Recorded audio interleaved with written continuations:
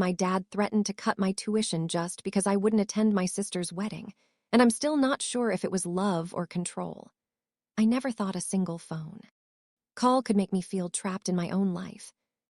But that morning, when Dad's voice came through the line sharp and clipped, I felt it like a punch I hadn't trained for.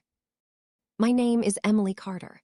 I'm 21, a college junior in Ohio, quiet, careful, the kind of person who blends into the background and disappears just enough to be safe. My sister, Madison, my older sister by 3 years, was the golden child, the one who could do no wrong, who made every dinner conversation a showcase of her achievements and charm. Blake Anderson, her fiancé, had a last name that sounded like money, success, and opportunity, and together they were the perfect couple Dad loved bragging about. Dad didn't beat around the bush. He told me, in a tone that was both calm and sharp, that Madison's wedding was happening in 6 weeks in Napa, California, and that I would be attending. "You are going," he said, leaning back in his chair like he was reading a statute instead of speaking to his daughter. "If you don't, tuition for next semester is off the table, effective immediately." He didn't shout. He didn't raise his voice. It was worse. It was measured, precise, cold, and I recognized the method immediately. Control dressed up as parental concern. I told him I couldn't. I explained that my midterms were in the same week, that I couldn't just skip a full week of classes, that I had responsibilities, projects, and jobs that couldn't wait. He didn't flinch. He didn't argue. He just repeated the same words like a mantra. "You will attend, or tuition is gone." The words "you will attend" echoed in my mind like a gavel. I remember walking back to my dorm after that call, feeling like the walls had shrunk, like the ceiling pressed closer, and realizing for the first time in a long time how small my life had felt inside my own family. Madison never had to negotiate. She never had to justify her choices. Doors opened for her before she even asked. Teachers wrote glowing recommendations unsolicited.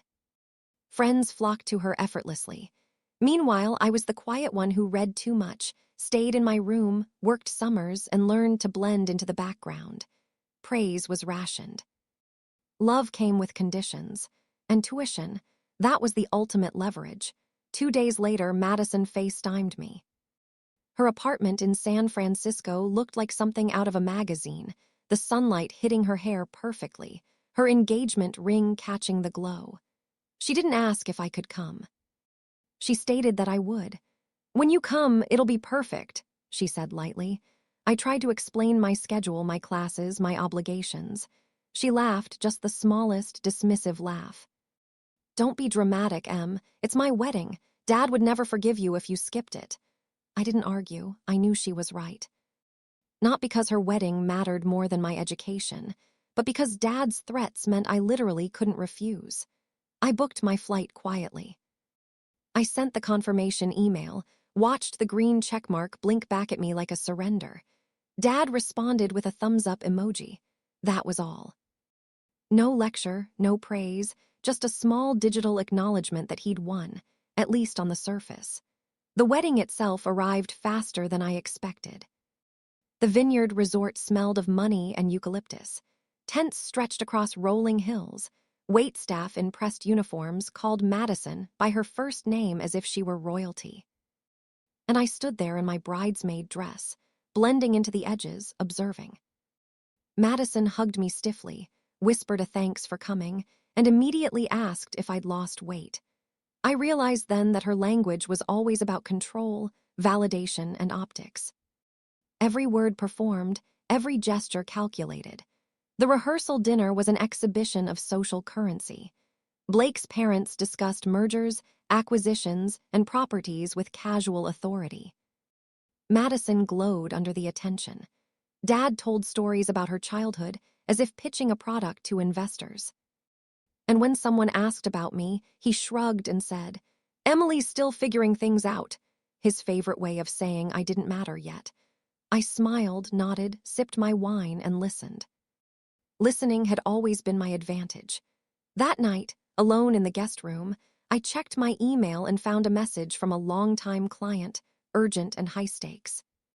I whispered into the phone so housekeeping wouldn't hear, and gave advice that saved the client 6 figures. And in that moment, I realized the irony. While my family believed my future was entirely in Dad's hands, I had quietly been building my own independence. They had no idea. Wedding day. Madison walked down the aisle like a queen in a practiced performance. Dad cried at the correct moment. Mom dabbed her eyes. Guests applauded. I stood in the second row, dress tight at the shoulders, mind racing, thinking about how easily love and family pride can become transactional. Later, as the reception carried on, Dad cornered me by the bar, his expression a test. I smiled, said I was enjoying myself, and he nodded. Good. That was exactly what he wanted to hear, and he got it. That night, staring at the ceiling, I thought about my life, quiet, underestimated, overlooked, but not powerless. I wasn't attending the wedding because Dad demanded it. I was there because I chose to be. And that choice, that quiet assertion of control over my own life, was the first flicker of the strength they'd never recognized. Madison went to bed glowing in the glow of her perfect day. Dad went to bed satisfied in the illusion of obedience. And I went to bed thinking about what it would mean to finally stop proving myself. And instead, start owning myself. I didn't yet know the storm coming, the con, the exposure, the fallout, or the professional rise that would leave them scrambling. I only knew this. Their underestimation was my camouflage, their control my proving ground. And by the time the next chapter began, I would no longer be the girl they could manipulate. The plane ride back from Napa should have felt like relief, like finally exhaling after performing for a weekend in a world that always prioritized Madison over me. Instead, my mind buzzed with the echoes of Dad's words, Madison's smiles, Blake's carefully measured charm, and the tiny victories I'd quietly stacked in my life. I sat by the window watching clouds drift over the Midwest, thinking about how absurd it was that they thought control came from tuition, from threats, from manipulation. When I had quietly built an entirely separate foundation beneath their awareness. The first sign that the story wasn't over came in the form of a text from Madison. Emily, Blake's startup is having issues. Nothing serious. Dad's worried. She didn't elaborate. She assumed, as everyone did, that I was still drifting, still quiet, still incapable of influence. But I knew better. Blake's issues were the kind that left footprints if you knew how to read numbers, contracts, and the subtle tension of corporate chatter. I asked a few questions, gentle, casual, letting Madison talk while I listened, storing every word. By the time the weekend ended, I had a picture in my head of what was happening. Blake's firm was bleeding, maybe not visibly yet, but the cracks were there.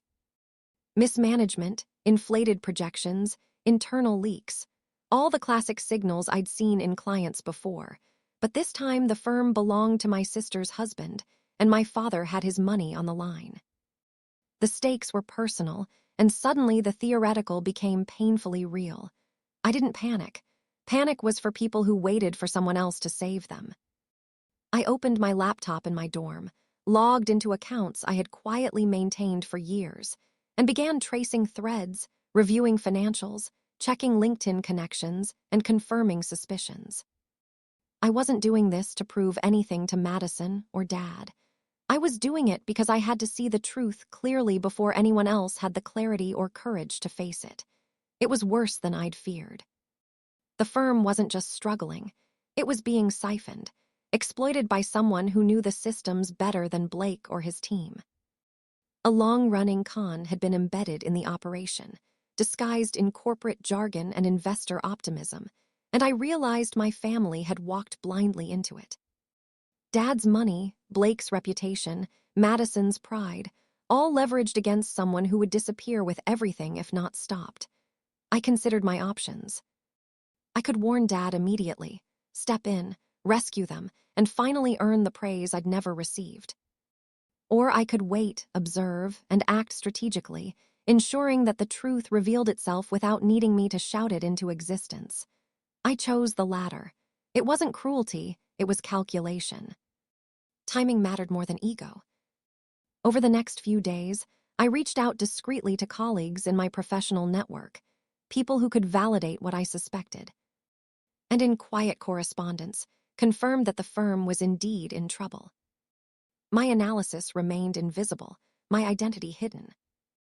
Meanwhile, Madison continued to text updates, blissfully unaware of the scale of the problem, of the ticking clock that could ruin everything she'd built. Then, the first cracks appeared publicly. Dad called, furious, not yelling but sharply, his tone tense as if he had a lion in the room he couldn't see. "Blake assured me it was fine. What happened?" he demanded. I said nothing. Sometimes the most powerful move is silence. Let them talk themselves into the truth. Let them realize their vulnerability before you act. A week later, the situation exploded. Blake's firm faced sudden withdrawals from investors, lawsuits named names, and Dad's investments were at risk. Madison called me, panicked, her voice trembling. "I don't understand." "How did this happen?" she said.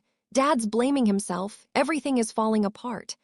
I listened, letting her unburden, letting the truth surface without interference. And then I stepped in. I offered to help professionally, neutrally. No theatrics, no judgment, just expertise. When Blake realized the extent of the problem, and that I was the one capable of untangling it, his polished confidence cracked. I walked him through the financials, exposed the hidden con, named the people responsible, laid out every option.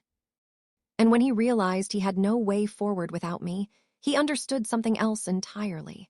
The quiet sister they'd underestimated was not only competent, she was indispensable. Word traveled fast. Dad called again, voice careful, almost respectful. "Emily, how do you know all this? Why didn't you tell me before?" I told him the truth. Years of careful work, of building independence, of paying my own tuition to ensure no one could ever hold it over my head. There was a long silence on the line, the kind that forces reflection, the kind that unsettles people used to control. When he spoke again, his voice was softer, uncertain, testing boundaries he had never tested before. Madison apologized later, awkwardly, admitting she assumed I was drifting, lacking ambition, incapable of influence. I said it was okay. In a way, her underestimation had been my camouflage, allowing me to watch, learn, and prepare. I didn't need apologies. My power was no longer hidden. It was quiet, deliberate, undeniable, and it didn't require anyone's acknowledgement. By the time part 2 closed, I wasn't the girl who obeyed because she had no choice. I was the girl who listened, learned, and acted precisely when it mattered, turning what they thought were weaknesses into quiet weapons.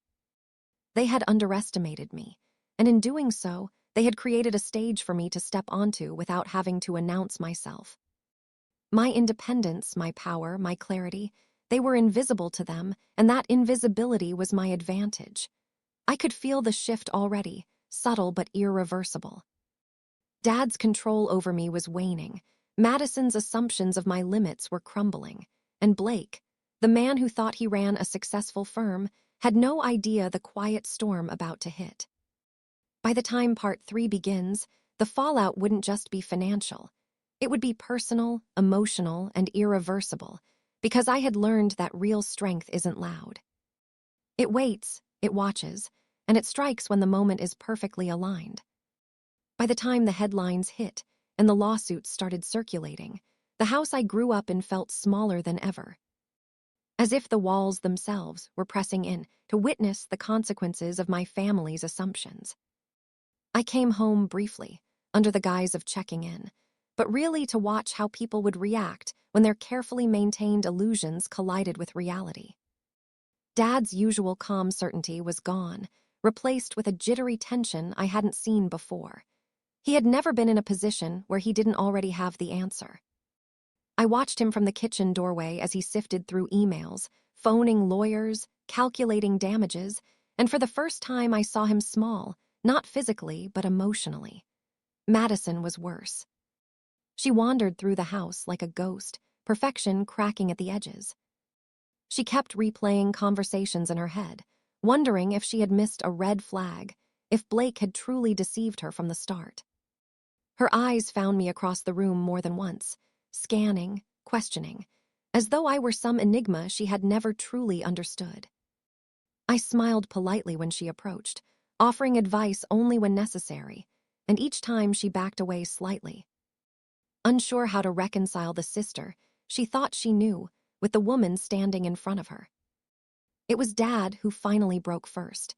He cornered me in his study, a room I had been prohibited from entering as a child except under supervision. He looked nervous, unpracticed, and when he asked me to explain step by step how I had uncovered the con, I told him calmly, deliberately, with precision. He listened, occasionally nodding, occasionally rubbing his face, and I realized something important. He had never experienced being powerless in his own house. And now he was tasting it for the first time. I didn't gloat. I didn't even smile. I merely explained, because clarity itself carries more authority than any argument. Madison tried to intervene later that evening, her voice soft, questioning, trying to regain control by appealing to shared history. "Emily, I didn't know you could do this," she said, her words tinged with awe and a little resentment. I don't know, I thought you were still figuring things out." I listened without interrupting, because the lesson wasn't for her. It was for me. They had underestimated me for years, and now that underestimation was unraveling in ways they could barely comprehend. The days that followed were a careful dance. Blake, still reeling from exposure, called me repeatedly for guidance. Dad sought my input on how to protect the family's finances. Madison asked me to help negotiate settlements. And all the while, I maintained a calm distance, never letting it feel like power. True authority doesn't shout. It simply exists, and the room bends around it naturally. At the same time, I began solidifying my professional presence. I spoke at small conferences, took calls from potential clients, and quietly expanded my network without ever referencing family drama or personal triumph. The ironic thing was that everyone now wanted my insight, not my obedience. Investors, entrepreneurs, colleagues, they didn't know my background, they didn't need to. They only knew competence, foresight, and the kind of calm judgment that can't be taught in business school. The first real test came at a family dinner, when a distant relative, with no knowledge of the recent turmoil, casually asked, "Emily, are you still just studying?" The words were meant to dismiss me, to place me in the quiet, background role I had been forced to occupy my entire life.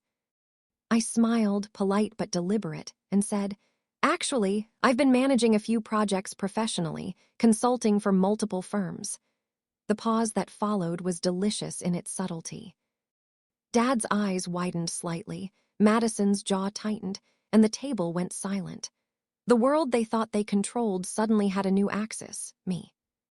Later that week, I was called into a virtual meeting with Blake and his legal team. The firm was officially collapsing under the weight of the con, and every decision now depended on my recommendations. Blake looked at me as if he had only just discovered the depth of my mind, the competence that had always been there, quietly building while everyone else assumed I was insignificant. I laid out the strategy calmly, step by step, pointing out risks, mitigations, and options. By the end of the hour, the board accepted my plan without debate. The power I had always held invisibly was suddenly visible, undeniable, and the effect on my family was immediate. Dad called later that night. His voice was low, uncertain, almost a whisper of respect. "Emily, I don't know what to say, I didn't realize," I interrupted gently. "You don't have to say anything, just observe, learn. This is how it works when people assume control is theirs to give." He was silent for a long time, and then he said, "I think I finally understand what I've missed. The final reckoning of this phase wasn't about lectures or revenge. It was quiet, internal, and irreversible." Madison began treating me with careful deference. Dad's authority over me waned in real, practical ways, and Blake had no choice but to acknowledge my competence. For the first time in my life, I felt fully aligned with myself. Unseen, underestimated no longer. By the end of part 3, I had realized the truth that would guide the rest of my life. Authority isn't demanded, it's earned silently. Power doesn't need to be announced. Real strength is not in proving someone wrong. It's in showing up fully prepared, acting when necessary, and allowing the consequences to ripple naturally. My family had underestimated me for years, and their misjudgment had been my greatest advantage. The next chapters promised more challenges, more public scrutiny, and even broader stakes. By part 4, boundaries would be set, apologies would be acknowledged, and the world I had quietly built would begin colliding more openly with the family world I had been forced to navigate. But for now, I simply observed, listened, and moved in a way only someone who had been underestimated all their life could. Silently, deliberately, and with full confidence. By the time spring rolled around, the tension at home had morphed into something I could measure, almost like the air itself had shifted. Dad's voice no longer carried the sharp authority it once had. Instead, he approached conversations cautiously, as if testing the boundaries of my patience and willingness to comply. Madison, for her part, was oscillating between admiration, resentment, and confusion, an emotional cocktail I could see in her eyes every time our paths crossed. And me. I had learned how to navigate both, silently, deliberately, like a chess player watching the board while everyone else was focused on the pieces. The first conversation that truly mattered happened unexpectedly, in a neutral setting. Dad called, asking if I could meet him at a small cafe halfway between our homes. I agreed, curious but cautious. When I arrived, he was already there, hands wrapped around a mug of coffee, eyes unfocused as if he were trying to organize his thoughts before speaking. "Emily," he started, voice lower than usual, almost hesitant. "I want to apologize, not just for the wedding, not just for tuition, for a lot. For assuming that fear was the only way to guide you, for thinking control equaled love, for underestimating you." I studied him carefully, noting the subtle tension in his shoulders, the unpracticed vulnerability in his posture. This wasn't theatrical, it was sincere. I nodded slowly.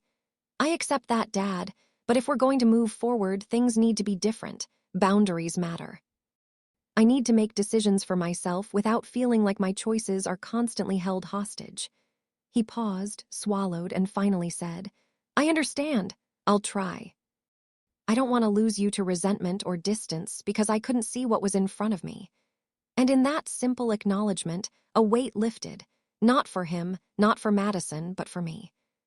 Independence doesn't require anyone's approval. It only requires recognition of reality, which I had quietly mastered years ago.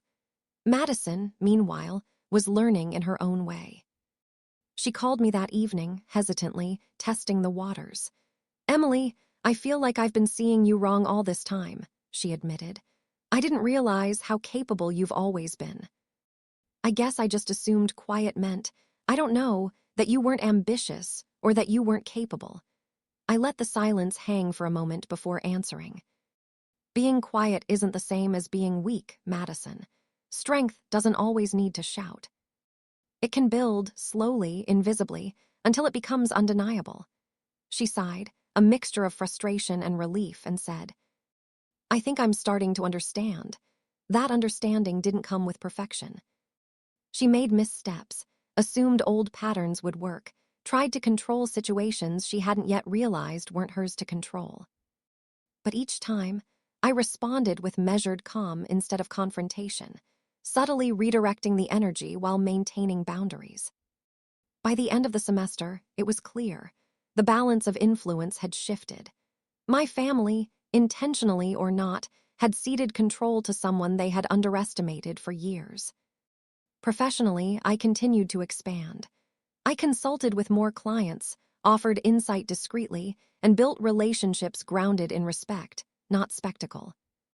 My name started surfacing in circles I hadn't been part of before, recognition I hadn't sought but had earned. The irony was delicious. While Dad and Madison still defined success as visible praise and recognition, I was achieving exactly what mattered without needing anyone's validation. The next test of my boundaries came with an offer I could not ignore. A collaboration opportunity with a company that had been silently tracking my work for months. They invited me to a series of strategy sessions, financial advisory boards, and networking events. The catch: it conflicted with Madison's birthday plans, which Dad expected me to attend. I paused, weighing options. Then I made my choice. I politely declined the birthday dinner, explained my professional obligations, and maintained a calm, neutral tone. The backlash was subtle but telling. Dad's voice was tinged with surprise and disappointment when he called, and Madison's initial text carried a faint sting of hurt. But I didn't flinch. Boundaries are only as strong as the consistency behind them, and I had been consistent for years. The ripple effects were immediate. Dad stopped using tuition or other family leverage as threats, and Madison began to consult me rather than assume I'd comply blindly. Blake, who remained awkwardly entangled in the fallout of his firm, began requesting my input on matters I had previously only observed from a distance. I realized then that I had quietly become the family's pivot point, someone whose judgment they had to respect whether they liked it or not. By the time spring gave way to summer, I had achieved something subtle but irreversible. I no longer shrank to fit expectations. I no longer felt the weight of their approval. I had listened, observed, acted strategically, and maintained dignity throughout. My influence had shifted from hidden to acknowledged, not because I demanded it, but because my competence, consistency, and calm authority were undeniable. I spent long nights reflecting on the years of quiet work, the hours studying, the summer jobs, the invisible victories that no one celebrated.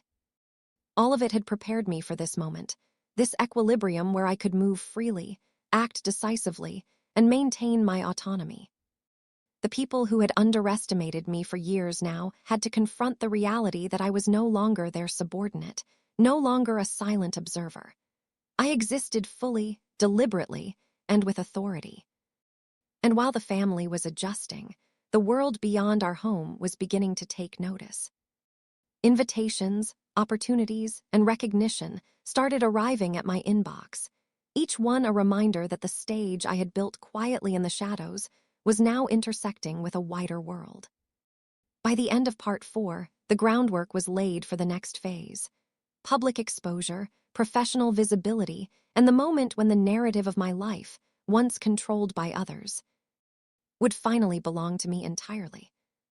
The quiet power I had nurtured for years was no longer invisible. Dad had apologized, Madison had begun to adjust, and I was ready for the next chapter. A chapter where my competence would not just be recognized privately, but celebrated publicly. And where the lessons of patience, strategy, and quiet strength would finally ripple outward. I never expected recognition to feel so strange, like standing in a room filled with mirrors reflecting someone you barely believed existed. By the time the national conference invitation arrived, I had long accepted that my family's expectations, praise, and approval were optional, not necessities. But seeing my name listed alongside CEOs, executives, and influential thinkers made my chest tighten in a way I couldn't ignore. It wasn't vanity, it was validation in a form I hadn't sought but had quietly earned. Dad called first, hesitantly, his voice unusually careful. "Emily, the conference, your name is listed." I didn't know. I smiled, though he couldn't see it. "It's just work, Dad. It's something I've been building quietly." "It's nothing to worry about." But I heard the pause, the subtle tension in his tone. This was new territory for him, watching his daughter excel without his direct oversight. Madison's message came next, a single screenshot followed by an ellipsis. "Wow, I guess you've been doing a lot more than I realized." Her admiration was mixed with disbelief, maybe even a hint of jealousy. The kind that comes when the person you thought you knew becomes almost unrecognizable. I didn't respond immediately. I let the acknowledgement linger, letting her sit with it, understand it, absorb it in her own time. The conference itself was surreal. Glass and steel towers, polished floors, people moving with an intensity that felt almost intoxicating. When I walked into the main hall, my heartbeat didn't quicken. I felt calm, collected, aligned. Every step was deliberate, every glance measured.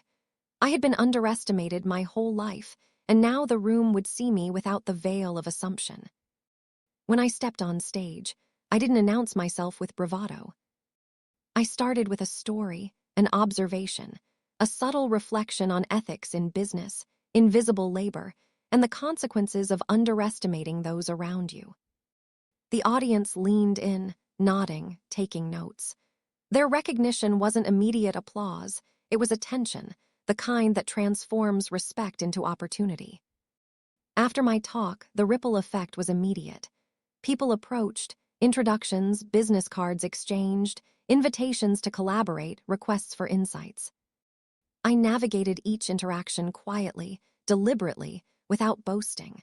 The recognition wasn't about proving my family wrong. It was about stepping fully into a world that had always overlooked me and letting competence speak for itself. Meanwhile, back home, the reactions began to surface. Dad called hesitantly, then again cautiously. "Emily, people are asking about your talk. Your name keeps coming up." His voice trailed off. I let him speak without interruption. Recognition doesn't require defense, just acknowledgement. Madison texted that evening, her tone tentative. "I didn't realize, wow, you really built all this on your own." I didn't reply immediately. I wanted her to feel the weight of her assumptions, to reconcile them internally, without me softening the impact. The first real confrontation came unexpectedly. Madison asked to meet privately to discuss everything. We sat in a small cafe, the kind that forces intimacy and honesty. "Emily, I've always thought I knew you, but now I don't. How do you manage all this without me knowing?" Her words were half awe, half guilt, and I could see the old tension, the sibling competition, start to shift into something more respectful. I leaned back calm, letting the words hang in the air. "Madison, I've always been underestimated. That doesn't mean I was drifting or incapable. It means I was building quietly, learning, observing. Strength doesn't always need to announce itself. Sometimes it waits, it prepares, and then it acts. What you're seeing now is the result of years of patient work, not sudden ambition." Her expression softened, but the realization was clear. She had never truly measured me. And now she had to recalibrate. Dad, meanwhile, had begun sending me articles, advice, investment opportunities, not as commands or manipulations, but as invitations to contribute. For the first time, he treated me as an equal, not as the quiet daughter he assumed would comply. Professionally, my network expanded rapidly. Invitations to speak, write, consult, and advise flooded in. I had built a foundation quietly, strategically, and now it intersected with the world in ways that demanded attention. I no longer needed to compete with Madison or seek Dad's approval. I was operating in a sphere that was entirely my own, with visibility that made assumptions about me irrelevant. By the end of part 5, something fundamental had shifted. The family that once assumed control over my choices now had to recognize my authority, my competence, and my autonomy. Madison's admiration had emerged, tinged with the first real understanding of my quiet strength. Dad's respect was tentative but genuine, and I moved forward with the calm confidence of someone who had waited, prepared, and now stepped fully into the life they had never believed I could claim. The stage was set for the final chapter, Part 6, the legacy phase, where independence, influence, and personal authority would reach their peak. Proving that strength does not need to announce itself to command respect. By the time summer ended, I finally understood what it meant to be fully untethered, not from my family, not from obligations, not from responsibility, but from the invisible expectations that had once dictated my every move. The family that had tried to control me, the sister who had been golden in everyone else's eyes, the father who had wielded tuition and approval like a weapon, they were no longer the architects of my life. I was, Dad visited once in a rare quiet moment, no agenda, no questions, just curiosity. We walked along the small, tree-lined streets near my apartment, the kind that smelled like the early mornings I had spent studying years ago, when ambition was invisible but potent. He spoke slowly, cautiously. "Emily, I wish I had known you better when it mattered." I looked at him, not with anger, not with triumph, but with calm acknowledgement. "We still have time," I said. "But it has to be without leverage, without assumptions, without threats disguised as care." He nodded, understanding that his role had shifted. That respect and trust were now earned and mutually maintained, not enforced. Madison changed too. Our relationship didn't become flawless overnight, and we would never be sisters who finished each other's sentences. But there was a new layer: respect, honest acknowledgement, and an understanding that I was no longer the sister to be managed or underestimated. She consulted me, sought advice, and admitted, occasionally, that I had always been stronger than she had assumed. Professionally, I built something that endured. I created a firm based on principles I had quietly practiced for years: ethics, diligence, transparency, and strategic thinking. I hired brilliant, understated people, rewarded integrity over noise, and carefully declined opportunities that felt flashy but hollow. Power, I learned, used well, feels almost boring, steady, and unshakable because it doesn't need to dazzle, it simply exists. Opportunities kept arriving, invitations to speak, consult, advise, and write. But unlike before, I had space to choose. I could say yes or no without guilt or fear. I could scale, expand, and impact lives without performing for anyone but myself. And in that freedom, I felt the first true sensation of control, the kind that didn't come from tuition, approval, or manipulation, but from having earned, built, and claimed it quietly, deliberately. One night, sitting in my office long after everyone had gone home, I reflected on the girl I had been, the one who had attended Madison's wedding under threat, the one who had quietly studied and worked, underestimated by everyone in her life. That girl had prepared me for this moment, this life of calm authority, deliberate action, and unshakable autonomy. I felt respect for her, not pity. She had endured, she had built, and she had emerged victorious without anyone even noticing until it was undeniable. My family never fully grasped the full scope of what had happened, not the depth of my preparation, not the scale of my independence, not the subtlety of my rise. And I didn't need them to. What mattered wasn't recognition, applause, or reconciliation. It was autonomy, the quiet kind that doesn't announce itself but shapes the world anyway. I had learned something essential. Real strength doesn't have to scream to exist. It waits, grows, and manifests when the timing is perfect. Authority doesn't require permission. It only requires competence, consistency, and calm presence. By the time I left the office that night, I wasn't just Emily, the underestimated daughter. I was Emily, the architect of her own life, quietly commanding her world. And that's the ending. Not a shout, not a dramatic confrontation. Not revenge or validation. Just quiet, unassailable independence. A life no one could take, no one could manipulate, and no one could misunderstand. The tuition threats, the weddings, the assumptions, they were all chapters that had led me here, to a space where the story belonged to me entirely, and I finally understood that victory. The real victory always feels quiet. So if you enjoyed following my journey from being underestimated to reclaiming my life, make sure to like, comment, and subscribe for more stories like this. You never know whose quiet strength might surprise you next.